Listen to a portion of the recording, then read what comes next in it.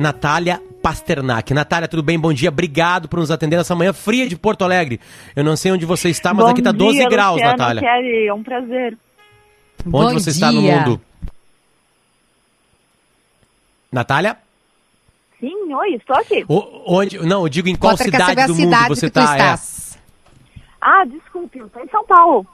Não, então tá. Aí tá boa a temperatura. A gente tá passando frio hoje de manhã aqui em Porto Alegre com 12 graus. Natália, são tantos assuntos contigo que eu não sei nem por onde começar, né? Mas eu queria uma opinião, assim, até porque a participação pode aparecer, né? Pode acontecer, e aí tu pode me informar sobre isso. Mas como é que a área da ciência, essa área da microbiologia, essa área linkada à vacinação tá acompanhando a CPI da Covid?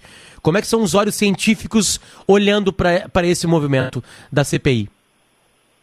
Olha, Luciano, estamos acompanhando bem de perto, principalmente as tratativas em torno das vacinas, e que, como a gente já sabia, houve muita negligência do governo federal e do Ministério da Saúde na compra de vacinas que nos foram ofertadas e que foram esnobadas pelo governo federal sem nenhum motivo técnico. Foram realmente motivos que parecem políticos e que acabaram colocando toda a nossa população em risco. A gente poderia ter comprado 70 milhões de doses da Pfizer desde dezembro do ano passado, elas já estariam aqui desde dezembro do ano passado.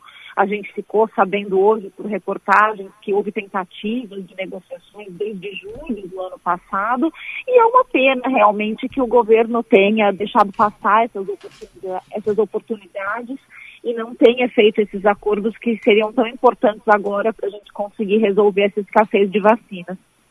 Doutora Natália, a gente está conversando com a Natália Pasternak, que hoje é mais conhecida, acho que a Fátima Bernardo, porque ela está em todas, ela está sempre na Globo News trazendo informação, que coisa boa, é bom porque a gente consegue aprofundar os conhecimentos, a gente que é leigo no assunto, e eu quero começar lhe perguntando sobre a segurança das vacinas. No começo, esse material do Globo que a senhora citou, ele até resgata uma fala do presidente Bolsonaro contra a vacina, dizendo que a Pfizer não se responsabilizaria se alguém virasse jacaré, essa frase virou meme, tudo, etc. Mas os brasileiros parece que conseguiram compreender a segurança e a importância. Aí vem alguns estudos, né, ou como interrupções, como aconteceu agora em relação às grávidas. Eu queria perguntar bem claramente para a senhora, as vacinas são seguras? Há motivo para a gente se preocupar? Aqui em Porto Alegre, só para também trazer uma contextualização para a senhora, a prefeitura teve que fazer uma campanha informal, porque tinha muita gente que não queria tomar a AstraZeneca, ia embora, se fosse Oxford, AstraZeneca, ia embora para casa, porque queria tomar a Coronavac, porque a segunda dose é em 3 semanas. O que a senhora pode explicar para o povo gaúcho, até para acalmar os corações? Olha, Kelly, primeiro que a gente não precisa escolher vacina. Todas as vacinas que foram aprovadas pelos órgãos regulatórios aqui e no resto do mundo, então, vacinas aprovadas pela Anvisa para o nosso uso aqui no Brasil, vacinas que foram aprovadas pela Agência Europeia, pela FDA nos Estados Unidos, elas são aprovadas justamente porque elas são seguras e eficazes. E todas as vacinas até agora se mostraram muito similares na sua capacidade de prevenir doença grave e morte, que é o que mais nos interessa. Então não há por que ficar escolhendo vacina. Eu prefiro essa, eu quero aquela, essa aqui é melhor. Essa aqui eu já me livro rápido porque são só 3 semanas de intervalo. Não, isso não vai fazer a menor diferença. Tem que tomar aquela que está disponível no posto de saúde. A melhor vacina é aquela que chega mais rápido no seu braço. É essa que vai te deixar protegido o mais rápido possível. E cumprir o regime de doses. Então, lembrar que as vacinas são 2 doses, essas que tem no Brasil agora, que são da Coronavac, da Pfizer e da AstraZeneca, todas elas são de 2 doses, respeitar o intervalo de doses e confiar nas agências regulatórias que dizem que essas vacinas são seguras. Não há motivo para desconfiar. Uma pausa, como aconteceu agora com o caso de gestantes, é normal. Muitas vezes uma vacina ela é mais indicada para um grupo de pessoas do que outra, então isso precisa ser investigado e adequado aos programas de vacinação, mas não tem motivo para ficar escolhendo vacina. Eu vou até insistir nessa, Potter, porque muitas pessoas aí ficaram nessa questão. E aí, doutora Natália, o que aconteceu aqui em Porto Alegre, não sei, acho que São Paulo não, São Paulo se organizou bem nesse sentido, mas Rio de Janeiro aconteceu também, tem relatos da falta da segunda dose da Coronavac. Por quê? Porque houve uma orientação do Ministério da Saúde, né? A orientação não caiu do céu, o prefeito não decidiu por vontade própria, mas sim porque o Ministério da Saúde orientou: vacinem todos com as doses que nós estamos enviando, da Coronavac, que a gente está falando. E aí resultou num cenário, doutora Natália, de mais de 400 mil pessoas aqui no Rio Grande do Sul com segunda dose de Coronavac atrasada. Os médicos, os especialistas que a gente tem ouvido, têm falado: olha, não perde a imunização, não tem problema atrasar a segunda dose. Claro, o ideal seria que fizesse em 3 semanas, mas não tem mesmo problema se a pessoa tomar num período posterior de 4 semanas, de 1 mês, né? Não sabemos quanto tempo vai durar esse atraso. Não tem problema nenhum. Atrasar a segunda dose não vai perder a imunidade, não vai afetar a eficácia de vacina, não tem problema atrasar. O que não pode é ficar sem.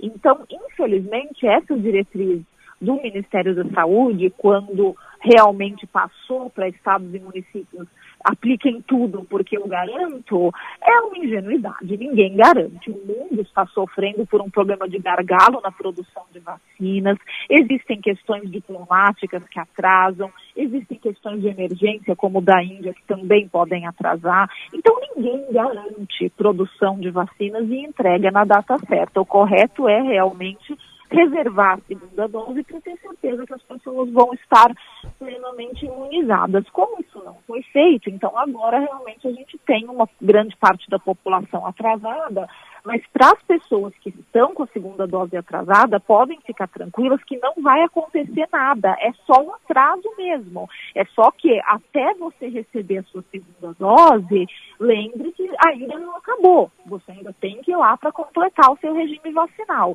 Mas é só isso, é só um atraso, não vai ter prejuízo para a eficácia, para a sua imunidade, nada. Doutora, a Sputnik V, né, a russa, a Anvisa foi e falou para o laboratório: olha, está faltando essas informações aqui para a gente, por favor, vocês podem nos responder, né? Essa vacina, ela está sendo distribuída em alguns outros lugares do mundo. Acho que a Argentina está distribuindo ela, aqui próximo da gente, e mais alguns países. Por que alguns países liberam e outros países não liberam? Quem é que está errado?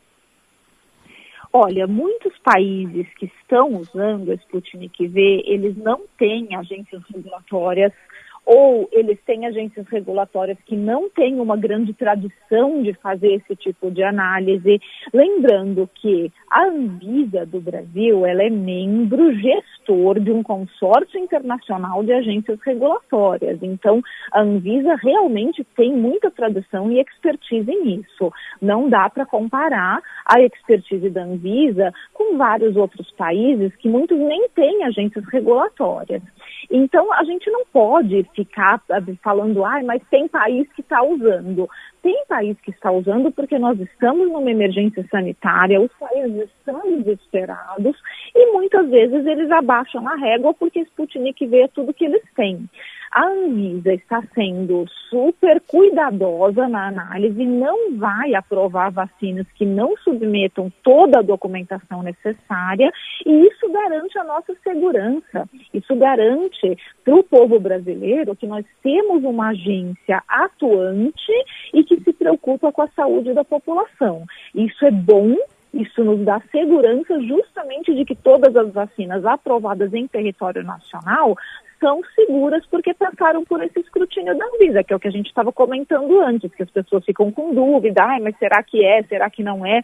Então, exatamente essa postura da Anvisa nos mostra que a nossa agência regulatória é técnica, não vai se dobrar diante de influências políticas, vai continuar fazendo um trabalho técnico, e assim que a Sputnik V apresentar toda a documentação adequada, a Anvisa vai reavaliar. Quando a gente viu ontem, doutora Natália, falando sobre a Anvisa especificamente, ontem foi o Fábio Weingarten, o da Anvisa foi anteontem. O doutor Barra Torres, a gente já fica, né, com os capítulos desorganizados na cabeça. Eu estava apurando isso hoje de manhã, o depoimento do Fábio, e fiquei com isso na cabeça. Mas no dia anterior, o presidente Barra Torres teve uma postura a favor da ciência, chamou atenção, né? Mesmo sendo alguém ligado ao governo e alguém de uma agência ligada ao governo e mais amigo pessoal do presidente, ele colocou a sua postura contrária, por exemplo, à alteração da bula da cloroquina. Ele chegou a dizer na reunião da Nisi Yamaguchi, ele disse que não tinha o menor cabimento, ele disse que até se exaltou assim, né? Ficou indignado, para usar uma expressão também do vigor que ganhou o Brasil, indignado foi como ele ficou. E eu lhe pergunto, quando a senhora assiste esse depoimento, dá um alento assim, bom, alguém pelo menos está preocupado com isso?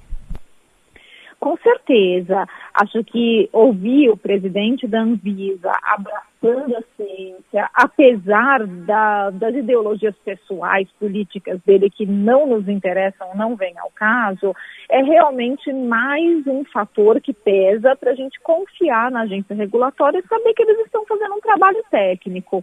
Foi um alívio ouvir o Dr. Barra Torres. Acho que fica realmente... a gente fica mais tranquilo de saber que a Anvisa não vai, pelo menos, não vai sofrer tão facilmente por influências políticas enquanto ele estiver à frente da instituição. Perfeito.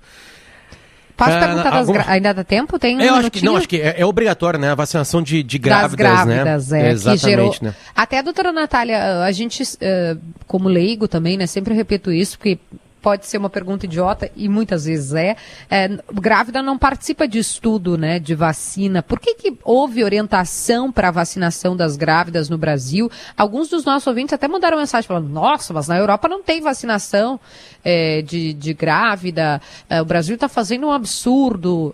É um absurdo, não é um absurdo, faz sentido, não faz sentido, tem que interromper. Lembrando que a gente está falando da AstraZeneca, que houve a sugestão, a recomendação de interrupção, mas também há um temor das grávidas em relação aos outros imunizantes.